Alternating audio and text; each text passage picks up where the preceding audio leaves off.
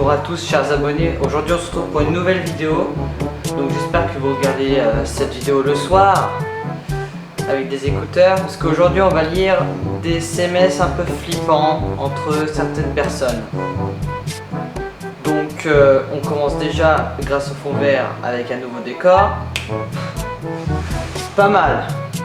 Donc on va commencer avec la première histoire qui se nomme Sombre passé. Mia, tu devrais rentrer vite, la nuit commence à tomber. Depuis le meurtre violent de Martin 2 ans plus tôt, la mère de Mia, Sandra, sa mère est devenue plus craintive du monde extérieur. Sandra ne laisse plus beaucoup sortir Mia afin qu'elle soit à l'abri ici dans leur petite maison douillette. Mia, réponds-moi. Oui maman, j'arrive. Tu m'as fait peur, chérie. Je suis seule. Je suis chez Paul. J'ai 19 ans. Et devine quoi? Paul habite à 10 minutes. C'est vrai, excuse-moi, chérie. Tu grandis si vite. Une fois rentrée, Mia et sa mère préparent à manger et allèrent se coucher assez tôt. Demain, c'est lundi. Je suis à la fac. Bonne journée, chérie. Bisous. Sérieusement, maman, j'ai 19 ans et je dois encore t'envoyer. Je suis arrivée, alors que la fac est à 2 stations de bus. J'ai besoin de savoir où tu es, Mia. Imagine qu'il t'arrive quelque chose. Ah oui, la mère elle est quand même très protectrice sur sa fille. Mais enfin, je suis contrainte de t'informer quand je pars à la fac. Quand je rentre, oh bah là il y a une faute, quand je rentre dans le bus et quand je descends du bus. Tu trouves pas que c'est un peu abusé? Écoute Mia, s'il t'arrive quelque chose, je ne pourrai pas me relever. Tu es tout ce qui me reste. Tu n'as pas l'air de t'en rendre compte. Tu penses que la mort de papa ne me touche pas? Nous sommes ensemble. Ne pense pas qu'à toi, maman. Je suis désolée, chérie. Je ne voulais pas te faire remonter de vieux souvenirs. C'est fait maintenant. Bonne journée. Mia! Bon, on en reparle ce soir. N'oublie pas de me prévenir de ton trajet. Malheureusement, Mia ne préviendra pas de son retour. Maman! Oui, tu arrives bientôt? Non, je suis rentrée. Pardon, je t'avais dit de me prévenir quand tu partais de la fac. Il y a des enfants sur le canapé. Ne bouge pas, j'arrive. Mia se retourna et courut jusqu'à la porte, effrayée par ces enfants sur le canapé qui ne semblaient pas être surpris. On ouvre la porte, une silhouette s'approcha d'elle rapidement, puis une barre métallique s'abat sur Mia. Après 3 heures, Mia reprit connaissance. Cependant, elle était dans une cage humide, froide, où seule une petite fenêtre éclairait la pièce.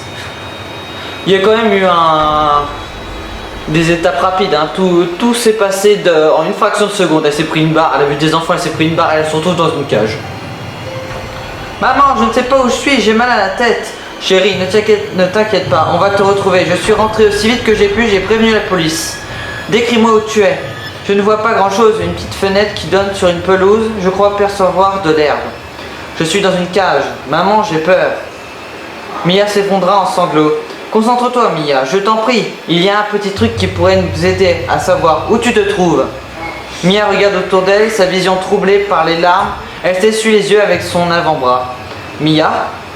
Elle se leva doucement, encore un peu sonnée, tenta d'apercevoir un objet. Malheureusement, la nuit est tombée, le noir est de plus en plus total. Chérie, je ne vois rien. Utilise ton téléphone. Mia allume le flash. C'est horrible, maman, il y a des corps d'enfants. Ils sont empilés comme du vulgaire sac de farine sur le côté. Ouh là là. Alors, je pense qu'on est chez un sadique qui aime bien attirer les enfants et les tuer, Éteins ton téléphone, Mia. Garde ta batterie. On va te retrouver, ma chérie. Non, maman, j'ai peur. Je veux pas que tu arrêtes de me parler. Je suis désolée de ne pas t'avoir prévenu. Mia a de plus en plus de mal à contrôler ses pleurs. Ne t'en fais pas, mon cœur. Personne ne pourra imaginer ça. Alors écoute-moi. Tu vas éteindre ce portable. Je ne veux pas te perdre à cause d'une simple batterie. C'est quand même chaud cette affaire, C'est très bizarre.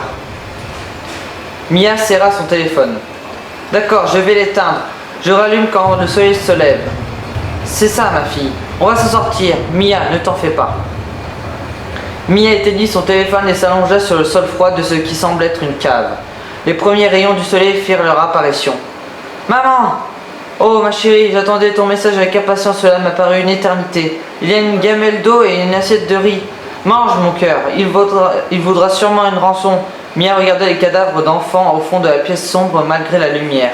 Elle se jeta sur la gamelle d'eau et sur l'assiette de riz comme un chien qui aurait peur de manquer. Chérie, tu es là? Oui, excuse-moi, j'ai mangé aussi vite que possible, je ne vois pas grand-chose ici. Les recherches avancent, ils n'arrivent pas à te géolocaliser selon eux à cause d'un brouilleur. Mais ils arrivent à avoir un rayon de recherche de moins de 10 km. Il n'y a pas de demande de rançon? Non chérie, mais crois-moi, je te ferai sortir de là. Ton père taperait déjà à toutes les portes pour avoir des informations. Donc elle est enfermée et il la recherche quoi. Papa me manque. Il nous manque à tous les deux chérie. Ça pue ici, c'est horrible. C'est les cadavres de la pièce, mets-toi le plus loin possible d'eux. Mia regarde sur le côté de la cage. Un des ballons à fer semble moins bien fixé que dans le sol.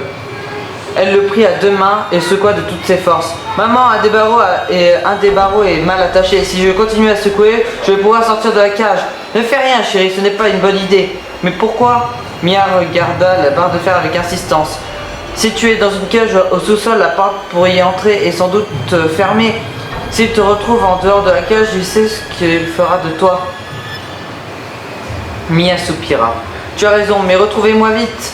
Nous faisons notre possible. J'ai plus que 18% de batterie. Je vais quand même essayer de sortir de la cage. Ne fais pas ça, Mia. C'est la seule solution. Mia, arrête et écoute-moi. Laisse-moi 5 minutes. La barre ne tient plus à grand-chose. Je n'entends aucun bruit. Je suis sûr que personne n'est là. Tu m'énerves. Mais maman, je vais la défoncer cette porte et je passerai par la fenêtre. L'odeur des corps est insupportable. Je te demande de rester où tu es. Mais maman! Sandra ouvre 3 petits points. Soudain la porte de la cave s'ouvrit. Une petite silhouette s'avança vers la cage. Les yeux de Mia s'écarquillèrent. Dans la suite de l'histoire, les dialogues ne sont plus des messages SMS, mais de réelles discussions. Maman, ferme-la un peu.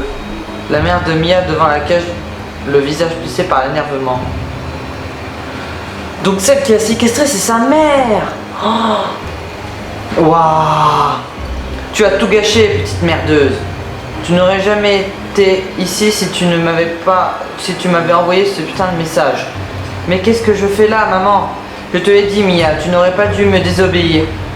Puis je te voulais pas, moi.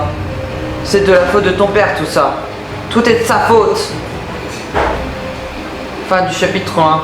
Que se passe-t-il dans cette famille qui semble être plutôt banale? Une mère folle? Une mort mystérieuse? Toutes ces réponses dans un prochain épisode. Merci de m'avoir lu, n'hésitez pas à me donner votre avis. Wouah, c'est que le chapitre 1, mais c'est horrible. Donc la mère, elle est tellement folle, elle a tellement peur pour sa fille. Elle est parano, elle attend que sa fille envoie tout le temps des messages. Et vu qu'elle a pas reçu de message, elle a séquestré sa fille. Tellement elle est folle. C'est un truc de malade. C'est n'importe quoi. C'est horrible.